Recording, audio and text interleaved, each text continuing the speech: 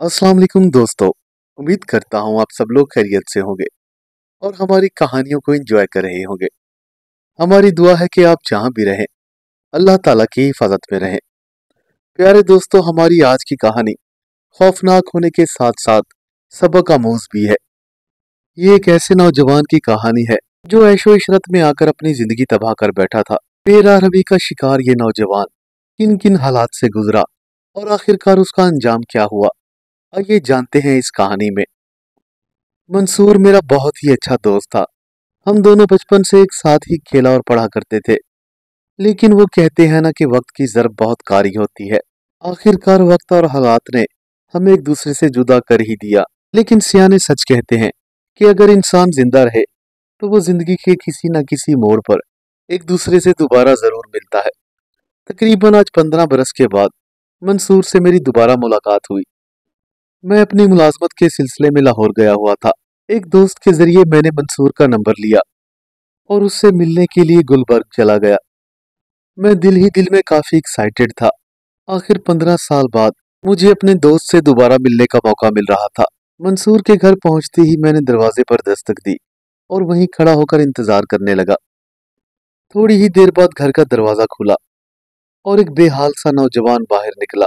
ये मंसूर था, लेकिन उसकी हालत बहुत ज्यादा ही खराब थी। बाल बिखरे हुए और शेव बढ़ी हुई, जीन्स की एक मैली कुचैली सी पैंट और फटी हुई शर्ट। खस्ता हाल सा ये नौजवान अपनी आंखें फाड़े मुझे पहचानने की कोशिश कर रहा था। लेकिन आखिर उसका ये हाल कैसे हुआ? उसके माँ बाप ने तो उसे बहुत नाजो नाम से पाला था। खैर जो भी था, मैंने अपना कदम बढ़ाया और उसे सीने से लगा लिया। मंसूर, मंसूर कैसे हो तुम? तुमने मुझे पहचाना नहीं? मैं तुम्हारा दोस्त मुजावर हूँ। उसे देखते ही मेरी आंखों में आंसू आ गए। लेकिन उसने मेरी इस बात का कोई जवाब ना दिया, बल्कि हैरत से मेरी जानिब देखता रहा। उसकी आंखों से टपकती हुई वीरानी देखकर ऐसा महसूस होता था कि जैसे ये शख्स बरसों से बीमार है। मैंने उसके कंधे पर हाथ रखकर झिझोड़ा। मंसूर, मंसूर क्या बात है? मुझे पहचाना नहीं? मैं हूँ, मैं तुम्हारा दोस्त मुजावर हूँ यार। तुम तो बड़े ही बेमुरवत निकले। क्या कोई अपने बचपन के दोस्त को ऐसे भूल सकता है? मेरा इतना कहना था कि उसकी आंखों से आंसू टप टप करके गिरना शुरू हो गए और वो भी मेरे सीने से लगकर रोने लगा।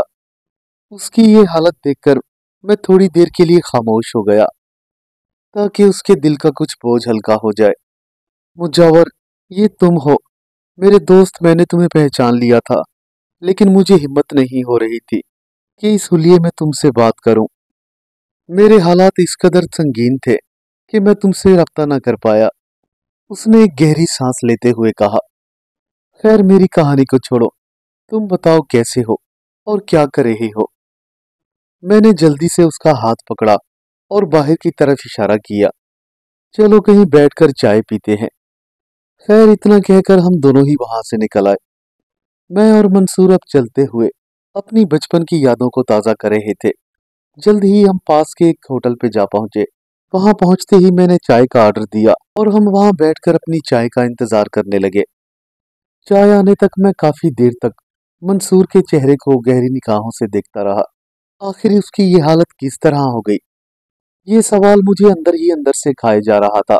चाय आने तक हम दोनों बिल्कुल खामोश रहे और एक दूसरे को देखकर सिर्फ मुस्कुराते रहे। जब हम लोग चाय पी चुके तो मैं मंसूर से दोबारा मुखातिब हुआ। यार मंसूर, ये तुम्हारी हालत कैसे हो गई है? जहां तक मैं जानता हूँ तुम एक अच्छे और खाते पीते घराने से ताल्लुक रखते हो। मेरी ये बात सुनकर मंसूर ने एक लंबा सा सांस लिया। अरे यार बस ना पूछो, मंसूर तो बर्बाद हो चुका है। शायद मेरी भूल और करतूतों की वजह से मैं आज इस मकाम पर आ पहुंचा हूँ। खुशियां तो जैसे मुझसे कोसों दूर चली गई हैं और रही रातों की नींद तो अब वो भी उड़ गई है। उसने किसी अफसानवी शायर की तरह एक गहरी सांस ली। कई बार सोचा है कि खुदकुशी कर लूं, लेकिन इतनी हिम्मत नहीं। मुझे तो अब अपने आप से नफरत हो गई है। यार मंसूर, तुम पहले तो ऐसे कभी ना थे। अल्लाह तमाम हालात बेहतर कर देगा। लेकिन आखिर मुझे कुछ बताओ तो सही कि तुम्हारे साथ हुआ क्या? मैंने सवालिया नजरों से मंसूर की जानिब देखते हुए कहा। अच्छा यार, अगर तुम इतना इसरार करते हो तो तुम्हें अपनी कहानी सुना ही देता हूँ, लेकिन यहाँ नहीं। पहले घर चलो, मंसूर ने चेयर से उठते हुए कहा, और हम दोनों वापस उसके घर आ गए।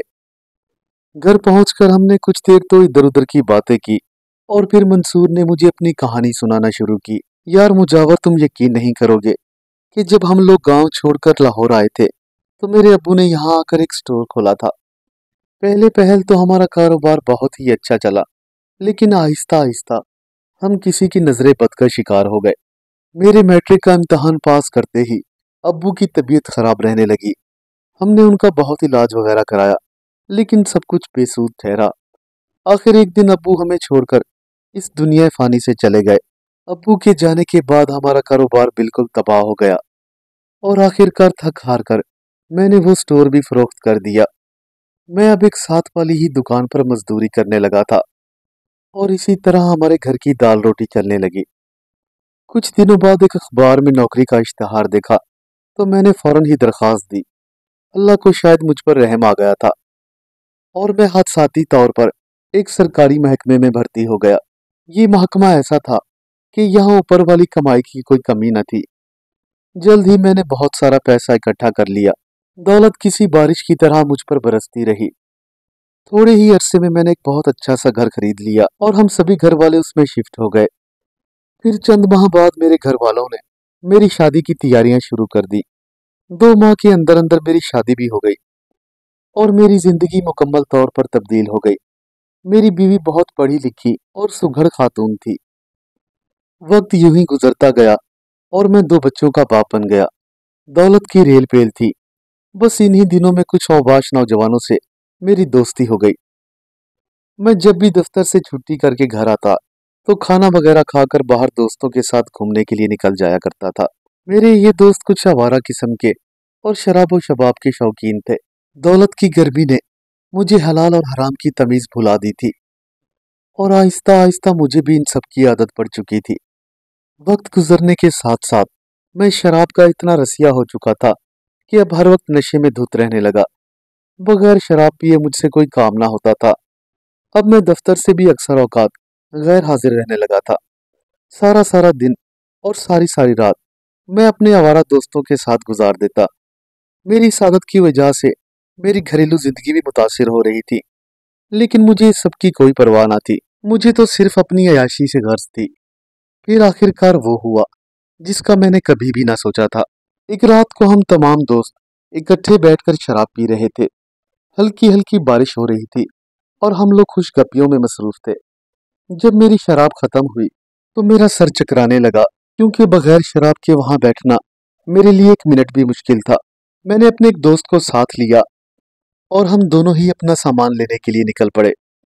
मैं उस वक्त मोटरसाइकिल चला रहा था और मेरा दोस्त मेरे पीछे बैठा हुआ था। ये शायद रात के कोई 1 बजे का वक्त था। जिस इलाके से हम गुजर रहे थे यहाँ पर अक्सर औकात पुलिस का गश्त रहता, सो हमने एक शॉर्टकट रास्ता भी ढूंढ रखा था जो एक कब्रिस्तान से होता हुआ खेतों के बीच में से गुजरता था। मैं जैसे ही कब्रिस्तान से गुजरा तो पायल की एक जोरदार झनकार मेरे कानों में पड़ी, लेकिन मैंने उस पर कोई तवज्जो न दी। वापसी पर दोबारा जब मैं कब्रिस्तान के करीब आया तो मुझे दूर से ही एक इंतहाई खूबसूरत लड़की खड़ी हुई नजर आई, जो कब्रिस्तान और सड़क के बिल्कुल दरमियान में ही मौजूद थी। उसे देखते ही मेरे दिल में अजीबोगरीब ख्याल आने लगे। रात के इस पहर और वो भी इतनी खूबसूरत लड़की, हो ना हो ये जरूर कोई चक्कर है। मैं तो पहले ही शराब के नशे में धुत था। उसे देखते ही मेरे अंदर का शैतान जाग उठा। क्यों ना इस लड़की से गपशप की जाए और हो सके तो हम इसे अपने साथ भी ले जाएं। लड़की के करीब पहुंचते ही मैंने फौरन से अपनी मोटरसाइकिल को ब्रेक लगा दी। मेरे पीछे बैठा हुआ दोस्त अब तक उस लड़की को ना देख पाया था। अबे साले, बीच कब्रिस्तान में मोटरसाइकिल क्यों रोक दी? उसने मेरे कांधे पर एक हल्की सी चपत रसीद करते हुए कहा। अरे वो देख, शराब के साथ शबाब भी मिल गया है। वो देख, पीछे एक लड़की खड़ी है जो गजब की हसीन है। मैंने उसकी तवज्जो पीछे की जाने मबजूल कराई, लेकिन उसने जैसे ही पीछे मुड़कर देखा तो उसकी चीख निकल गई और वो बदहवास होकर मुझे जोर जोर से धक्के देने लगा। अबे अबे निकल यहाँ से, ये लड़की नहीं चुड़ैल है। लेकिन उसकी ये बात सुनकर मैं जोर जोर से हंसने लगा। अबे साले, लगता है तूने कुछ ज्यादा ही पी ली है, इसलिए तुझे खूबसूरत लड़की भी चुड़ैल मालूम हो रही है। तू तो बड़ा बुज़दिल है। लेकिन मेरी इस बात का उस पर कोई असर ना हुआ। वो बराबर मुझे धक्के दे रहा था और वहां से निकलने का कह रहा था। अगले ही लम्हे वो इतनी जोर से चीखा कि मेरे कानों के पर्दे फट गए। मंसूर, भागो यहाँ से, नहीं तो हम दोनों मारे जाएंगे। और उसके कहने के मुताबिक मैंने मोटरसाइकिल आगे की जाने बढ़ा दी। अरे यार, खुदा की कसम, वो लड़की नहीं बल्कि चुड़ैल है। मैं पहले भी इसे देख चुका हूँ और ये कई लोगों की जान भी ले चुकी है। वो एक ही सांस में बोले जा रहा था, लेकिन मुझे उसकी बात पर जरा भी यकीन आ रहा था। सारे रास्ते मैं उस लड़की के बारे में सोचता आया। घर पहुंचकर भी मुझे नींद न आई, बल्कि मैं करवटें लेता रहा। सुबह जब मेरी आंख खुली तो वो लड़की अब भी मेरे हवास पर सवार थी। वो जो कोई भी थी, लेकिन थी गजब की हसीन। सारा दिन मैं उसी के बारे में सोचता रहा और रात होने का इंतजार करता रहा कि आखिर कब रात हो और मैं उसे देखने के लिए जाऊं। आखिर खुदा खुदा करके रात आई तो मैंने शुक्र अदा किया। मैंने अपनी बीवी से कहा कि मुझे एक दोस्त के पास जाना है, इसलिए मेरे कपड़े वगैरह तैयार कर दो। बीवी ने मुझसे कुछ ना पूछा और कपड़े इस्त्री करके मेरे हवाले कर दिए। मैं जल्दी से नहाया और कपड़े पहनकर मोटरसाइकिल पर निकल गया। कुछ वक्त तो मैंने अपने दोस्तों के साथ गुजारा, लेकिन मेरा यहाँ पर भी दिल न लग रहा था। बस मुझे इंतजार था तो रात के 12 बजने का। मैंने जल्दी से बहाना बनाकर अपने दोस्तों से जान छुड़ाई और अकेला ही कब्रिस्तान की जानिब निकल गया। कब्रिस्तान के पास पहुंचते ही मैंने अपनी बाइक को रोड की एक साइड पर खड़ा किया और खुद एक दरख्त के साथ टेक लगाकर खड़ा हो गया। उस लड़की की आंखों में एक अजीब सा सहर था जिसने मुझे यहाँ दोबारा आने पर मजबूर कर दिया था। हर तरफ घनघोर अंधेरा और हू का आलम था, लेकिन मैं किसी कमसिन नौजवान की तरह अपनी पसंदीदा चीज का मुश्ताक था। फिर अचानक से इस सन्नाटे को तोड़ते हुए एक पायल की मधुर सी झनकार मेरे कानों से टकराई, जैसे कोई अल्हड़ सी शहजादी अटकेलियां करती हुई मेरी जानिब आ रही हो। जैसे जैसे ये पायल की झनकार मेरे करीब आ रही थी, मेरी दिल की धड़कनें तेज होती जा रही थी। लेकिन इस सब के साथ खौफ की एक अनजानी सी लहर भी मेरे जिस्म में दौड़ गई। मैंने एक झुरझुरी सी ली और अपने दिल को तसल्ली देने लगा। इतने में मुझे महसूस हुआ कि कोई मेरी पीठ के पीछे खड़ा हुआ तेज तेज सांसें ले रहा हो। मैंने अचानक ही घूमकर पीछे की जानिब देखा तो वही लड़की मुझे देखकर मुस्कुरा रही थी। घबराहट के मारे मेरे मुंह से आवाज न निकली, लेकिन मेरी टांगें जरूर कांपने लगी थी। वो लड़की मेरी जानिब देखकर जोर से खिलखिलाई। अरे पापा, डरने की जरूरत नहीं, मेरे साथ दोस्ती कर लो, मुझे मालूम था कि तुम जरूर आओगे। उसने अपना हाथ मेरी जानिब बढ़ाते हुए कहा। ये सब कुछ इतना जल्दी हुआ कि मैं कुछ भी फैसला न कर पाया और फौरन ही उसकी जानिब अपना हाथ बढ़ा दिया। उसके हाथ किसी रुई के गालों की तरह नरम और ठंडे थे। बहरहाल मैंने अपने खौफ और जज्बात पर बड़ी मुश्किल से कंट्रोल किया। आओ मेरे साथ आओ, वो मुझे कब्रिस्तान की तरफ लेकर जाने लगी। उसकी ये बात सुनकर मैं एक लम्हे को घबराया। वो वो हम अगर किसी और जगह चले, मैंने उसकी तवज्जो अपनी बाइक की तरफ दिलाते हुए कहा। अरे नहीं यार, इतनी जल्दी नहीं, यहाँ कोई ना कोई आ जाएगा। खामोशी के साथ चलकर कब्रिस्तान में बैठते हैं, क्योंकि इस वक्त वहां कोई नहीं आएगा, उसने मुझे तसल्ली देते हुए कहा। मैं भी खामोशी से उसके साथ चल पड़ा था। कब्रिस्तान के बिल्कुल ऐन वस्त में पहुंचकर उसने मुझे कब्र पर बैठने का इशारा किया और खुद भी मेरे सामने दूसरी वाली कब्र पर बैठ गई।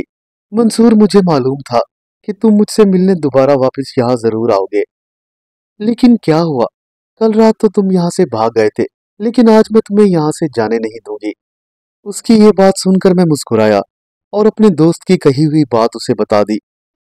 अरे यार, छोड़ो तुम उसको, वो तो साला है ही फट्टू, शराब के नशे में न जाने क्या क्या बकवास करता रहता है। उस लड़की से बात करते हुए मैंने एक बात जरूर नोट की थी कि वो मुझे बड़ी अजीबोगरीब निगाहों से देख रही थी। थोड़ा सा तवक्कुफ करने के बाद वो दोबारा बोली। मैं यहाँ अपने चचा के साथ रहती हूँ। मेरे वालिदैन फौत हो चुके हैं और ना ही कोई बहन भाई है। मेरे चचा बहुत जालिम हैं और अक्सर औकात मुझे घर में बंद करके रखते हैं। जब घर के तमाम लोग सो जाते हैं तो मैं बाहर घूमने फिरने के लिए निकल आती हूँ। इतना कहकर वो बड़ी मासूम निगाहों से मेरी जानिब देखने लगी। उसने कुछ ही देर में मुझे अपना गर्विदा कर लिया था। अरे यार, कम से कम ये तो बताओ कि आखिर तुम्हारा घर कहाँ है? हो सकता है कि मैं तुम्हारे चचा का थोड़ा बहुत इलाज कर पाऊं। मुझे दिल ही दिल में उसके चचा पर गुस्सा आने लगा था। अरे नहीं नहीं, अगर मेरे चचा को जरा सा भी शक हो गया तो फिर हमारी मुलाकात कभी नहीं हो पाएगी। उसने घबराते हुए जवाब दिया, बस तुम ऐसा करो कि रोज यहाँ आ जाया करो, हम लोग यही मिला करेंगे। चलो अब तुम जाओ, क्योंकि मेरे भी घर जाने का वक्त हो रहा है। ये ना हो कि मेरे चचा जाग जाएं। लेकिन याद रखना, ये बात किसी को भी न बताना। मैं कल बड़ी बेसब्री के साथ तुम्हारा इंतजार करूंगी। उसने आखिरी बार मेरे दोनों हाथों को अपने हाथों में लेते हुए कहा। बस फिर क्या था, उस दिन के बाद हम दोनों की मुलाकातों का सिलसिला शुरू हो गया। मैं रोजाना रात को अपने मुकर्ररा वक्त पर उसका इसी जगह पर इंतजार करता। जब वो आती तो हम एक दूसरे के गले मिलते और फिर बहुत सारी गप्पे हाँकते। हमारी मुलाकातों को अब एक महीना गुजर चुका था और अब तो वो लड़की हर वक्त मेरे ख्यालों पर छाई रहती थी। आखिर एक रोज वही हुआ जो मैं चाहता था। तुम मुझसे शादी क्यों नहीं करते? आखिर कब तक हम लोग छुप छुप कर मिलेंगे? मेरा चचा बहुत जालिम है, वो किसी और से मेरी शादी कर देगा। उस मासूम लड़की की ये बात सुनकर मैं एक लम्हे को सोच में पड़ गया। अब क्या करूं? मेरे तो बीवी और बच्चे भी हैं। मैं दिल ही दिल में सोचे जा रहा था, यार मैं शादीशुदा हूं और मेरे बच्चे भी हैं। तुम भला मेरे साथ कैसे मैनेज कर पाओगी? मैं दिल में तो आमादा था, लेकिन अपनी बीवी की वजह से थोड़ा परेशान जरूर था। कोई बात नहीं, मैं हर हालात में तुम्हारा साथ दूंगी। तुम बस मुझे यहाँ से ले चलो, मैं तुम्हारे और तुम्हारे तमाम घर वालों की खिदमत करूंगी। उस लड़की की ये बातें सुनकर मेरे दिल को एक तसल्ली सी हुई और हौसला भी बढ़ गया। अच्छा ठीक है, मैं कोई हल निकालने की कोशिश करता हूँ, लेकिन तुमने अभी तक अपना नाम नहीं बताया। मेरा नाम आसफा है, आसफा। वो हंसते हुए बोली और देखते ही देखते मेरी नजरों के सामने से ओझल हो गई। दूसरे ही दिन मैंने घर में शादी की तैयारियां शुरू कर दी। मेरी बीवी और घर वाले नाराज थे, लेकिन भला मुझे उन सब की क्या परवाह थी। मैं तो अपने आप को बड़ा खुश नसीब तस्वर कर रहा था। आखिर इतनी खूबसूरत लड़की मेरी बीवी जो बनने वाली थी। अगली रात ठीक 12 बजे मैंने अपनी बाइक निकाली और कब्रिस्तान की जानिब निकल गया। मेरे वहां पहुंचने से पहले ही आसफा मेरी मुंतजिर थी, लेकिन आज वो अकेली नहीं, एक आदमी भी उसके साथ था जो मुझे घूर घूर कर देख रहा था। उसके देखने से मुझे एक अजीब सा खौफ महसूस हो रहा था, लेकिन मैंने उसे नजरअंदाज करते हुए अपनी खामोशी को तोड़ा। आसफा मैं आ गया हूँ, बताओ अब क्या करना है? मेरी ये बात सुनकर वो मुस्कुराई और उस बूढ़े आदमी की जानिब मैंने खेज निगाहों से देखने लगी। मेरी इस लड़के से शादी करा दो।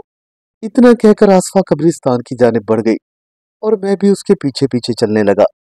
कब्रिस्तान के एक आखिर वाले कोने में एक बरगद का पुराना पेड़ था। वहां पहुंचकर आसिया रुक गई और मुझे बैठने का इशारा किया। थोड़ी देर में वो बूढ़ा आदमी भी हमारे पास ही बैठ गया और अपने मुंह ही मुंह में कुछ पढ़ना शुरू कर दिया। न जाने वो क्या पढ़ रहा था, मैं समझने से कासिर था।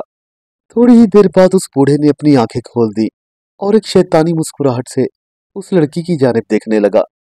जा बेटा, तेरा काम हो चुका है, तुम दोनों की शादी हो गई है। इतना कहकर वो शख्स वहां से उठा और किसी छलावे की तरह कब्रिस्तान से गायब हो गया और मैं आसफा को बाइक पर बिठाकर सीधा अपने घर ले आया। मैं जब घर पहुंचा तो तमाम घर वाले सो रहे थे। मैं आसफा को लेकर अम्मी वाले कमरे में दाखिल हुआ और उन्हें नींद से जगाकर सारी सूरत हाल से आगाह किया। बस थोड़ी ही देर में तमाम घर वाले जाग गए और सबको इस कारनामे का पता चल गया। मेरी बीवी मुसलसल रो रही थी और बच्चे भी शोर से जाग गए। अचानक आसफा अम्मी वाले कमरे से निकलकर हमारे कमरे में दाखिल हुई। उसे देखते ही मेरे बच्चे जोर से चिल्लाए और डर के मारे अपनी माँ से चिमट गए। मेरी अम्मी और बीवी भी अब उसे देखकर चीखें मारने लगी थी। मैं हैरान था कि आखिर वो लोग इतना घबरा क्यों रहे थे। ऐसा लग रहा था जैसे उन्होंने किसी चुड़ैल को देख लिया हो। मुझे अपने घर वालों से इस बात की जरा भी उम्मीद न थी। मैं गुस्से से आसफा को साथ लेता हुआ दूसरे कमरे में चला गया। मैंने आसफा को बेड पर बिठाया और खुद दरवाजा बंद करने के लिए चला गया। मैं जूं ही वापस की जाने पलटा तो आसफा को देखकर मेरी ऊपर की सांस ऊपर और नीचे की नीचे ही रह गई, क्योंकि उसका सर कमरे की छत से टकरा रहा था। मैंने फौरन ही वहां से भागना चाहा, लेकिन मेरी टांगे मेरा साथ ना दे रही थी। अरे क्या हुआ? कहाँ जा रही हो? मैंने घबरा कर उसकी जानिब देखा तो वो पहले की तरह बिल्कुल नॉर्मल हालत में बैठी हुई थी। मुझे घबराता हुआ देखकर वो जोर जोर से हंसने लगी। लगता है तुम्हारा दिमाग खराब हो गया है। कोई अपनी नई नवेली दुल्हन को भला ऐसे भी छोड़कर जाता है? इतना कहकर उसने मेरा हाथ पकड़कर मुझे बेड पर गिरा दिया। न जाने मैं कब सो गया, मुझे इस बात का कुछ पता ही न चला। सुबह उठा तो आसपास हो रही थी।